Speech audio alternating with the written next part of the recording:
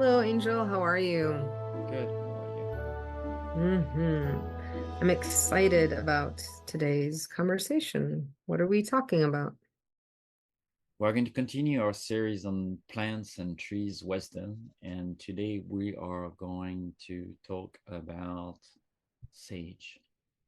Beautiful, beautiful sage. Hot topic, right? I remember years and years ago when I walked into an Urban Outfitter, which was maybe still cool at the time, I'm not sure.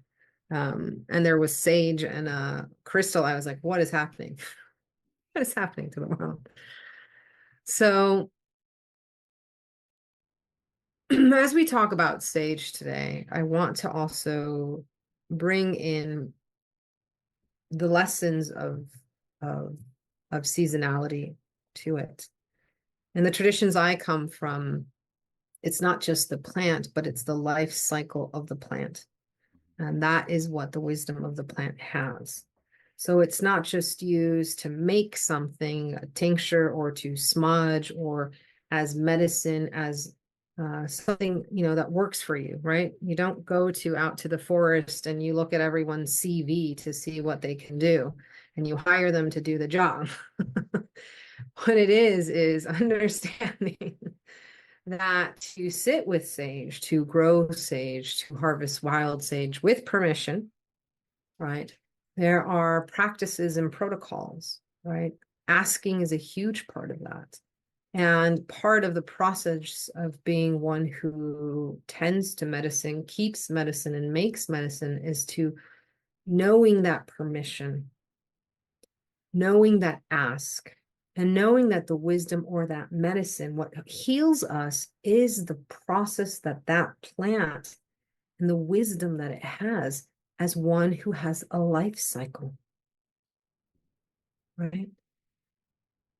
We live in days where we're spraying our plants, our harvests, and it's affecting everything around. So keep that in mind too, that in this time when we are collecting medicines, we have to take extra steps. We have to recognize that the energia or the relationship that they had once has been disconnected as we continue to spray and plant and spray and plant. And so, as we approach sage today, let's just take a moment, right? Because it's being harvested beyond its capacity to recognize that our curiosity sometimes need not be satiated by the physical product itself. So just take a moment to reflect, and I'm not trying to wag a finger right now, on your relationship and on that knowledge of sage that you have. If your knowledge of sage is just because you bought it, because someone told you to, and you light it and you use the whole stick, that's fine. That's where you're at. But today we want to talk about plants and the wisdom of individual leaves. So let's dive into sage because in old traditions, right, we didn't take a whole plant, right, and just burn it immediately. We understood that each leaf on that plant, whatever it might be, and sage is such an incredible teacher of this, of how it grows, has wisdom, and it's part of interdependence within the whole. So, my friend, want to go a little bit deeper with sage? I used sage for, decades. But my relationship to sage shifted 7 or 8 years ago. I was in the Western United States, Central Western, and I was going to visit some elders in South Dakota. And I was stopping at one of the sacred mountain there, hills. And I walked out, and there's just really big prairies with some buffaloes around, and then I saw this plant there that looked very different than the sage I knew, the garden sage. And this was the wild sage, the sage that grows in the prairies over there. Um, she is more thin in her leaves. She is a bit longer. There's something more elegant. The garden sedge is a little more stuffy and closer to the ground and with this big leaf. And then I smell that plant. I kind of approach it, start smelling it. I was like, oh my God, this is sage. That's the original wild sage. And then there was this moment where I heard, look where I grow, look at the landscape. And it was this clear, open plains. It was a bright, sunny sky that day. It's quite silent. There's a little bit of wind, but there's not that many trees over there. And I understood why sage, when you walk in a proper way with it, was the spirit of sage is that spirit that provides that clarity, that opening of energy, that release, because that's what I experienced in that landscape when I was looking at it. Indeed, we grow well where the land is in alignment with us. And so, when we speak of sage and we spoke about other plants, it's really important to look at where this plant grows and how she grows or he grows, however you want to name that plant. A plant that grows in the forest under the canopy of trees and in the shadows have very different energies than a plant that grow alongside the road, than the plants that grow into a plain, that a plant that grows on rocks at the entrance of cave in Peru. There's this very unique flowers that just grow at the entrance of caves on rocks. It's beautiful orange flower. And so it's very much as you meeting someone, right? When you meet someone, they are coming with their ancestors. They are coming with their original land and traditions and rituals and ceremonies, and sage is the same. Sage has a history on this planet and has migrated around and then found places where she was really happy and expanded. And then people started to see, oh, there's this very interesting plant there. So yes, we often buy sage on the internet or in stores, basically a dry stick of compressed leaves together. But once you see the sage in its natural environment, once you respect the way you collect that sage, once you also use it in ways that are conscious, meaning, yes, just one leaf and you just burn one leaf, and it's usually enough to sage yourself, just one leaf. You don't need the whole stick.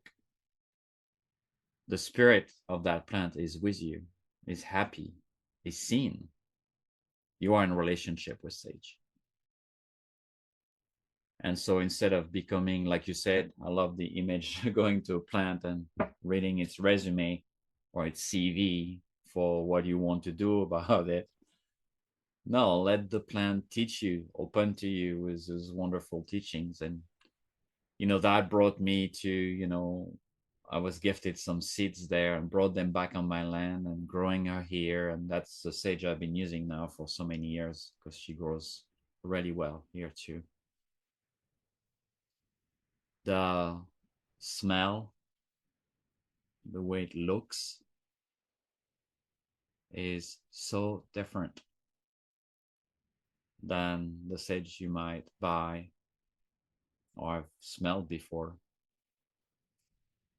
And like you said, most of the sage we buy is grown into very extensive and intensive farms using chemicals and products. And we push the plant for the maximum output of quantity. It's about quantity, right? It's not about is the plant happy. It's not about is the plant in relation with that plant or in relation with other plants, by the way, that needs to grow with her for her to be really happy.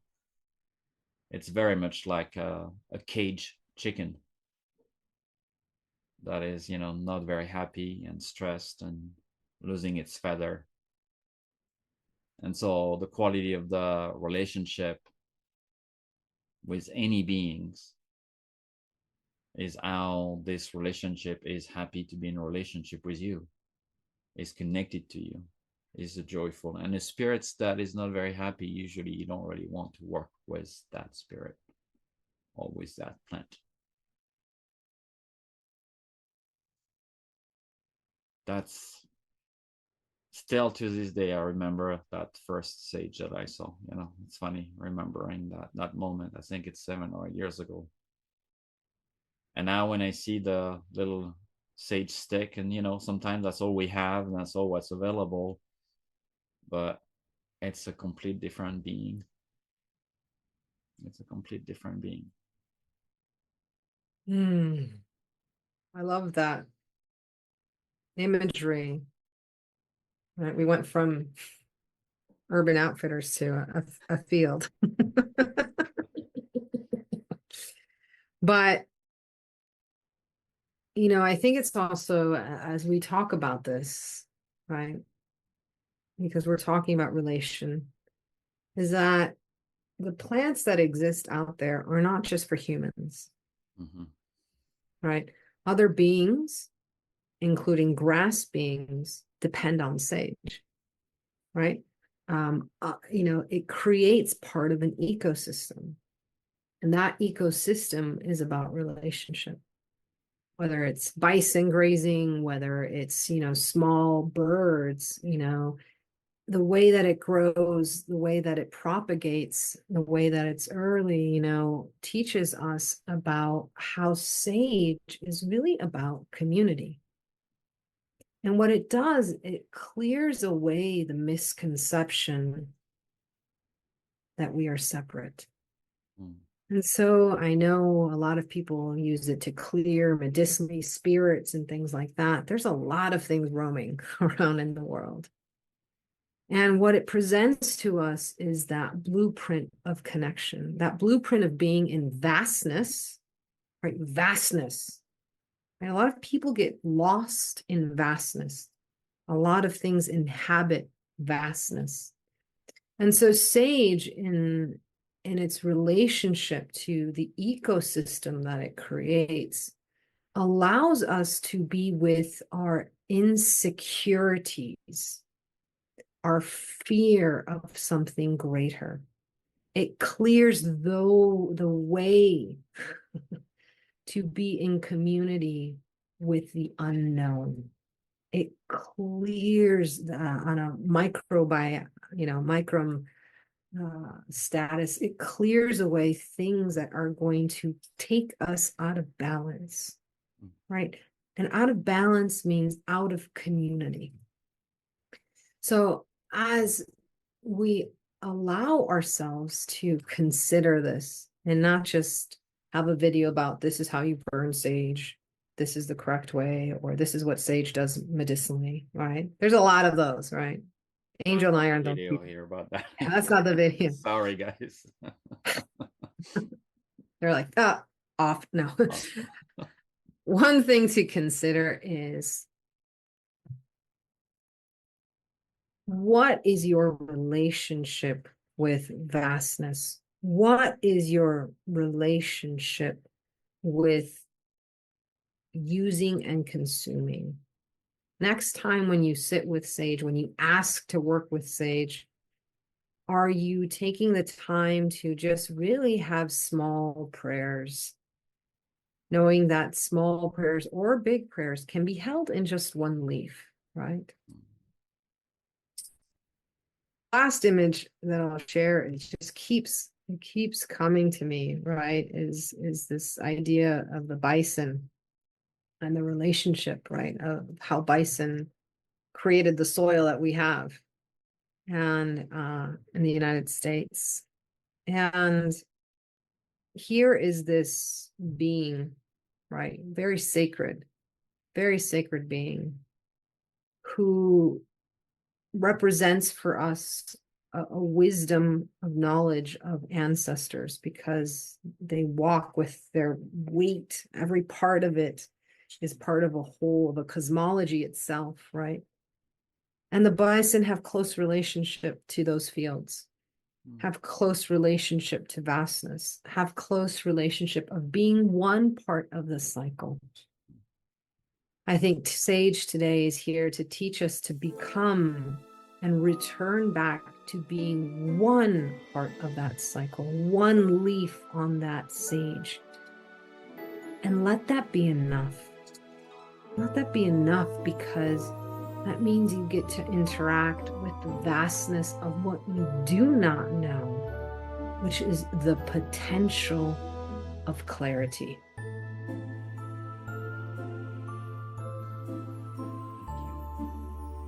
Thank you.